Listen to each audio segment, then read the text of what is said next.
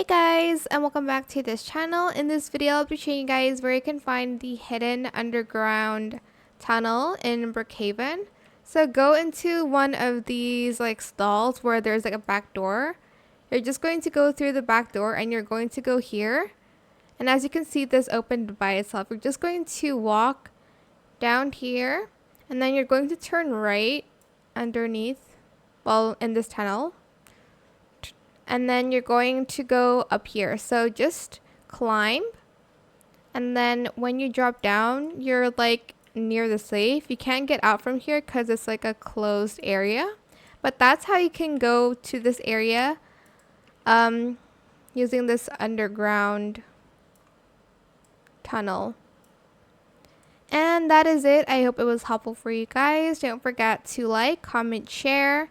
And also subscribe to this channel if you haven't done that already. If you have any more questions about this video, just leave it in the comment section down below. I will try my best to answer them all for you guys. And if you found this video helpful, please click the thanks button as well. That is it. Thank you so much for watching. Bye.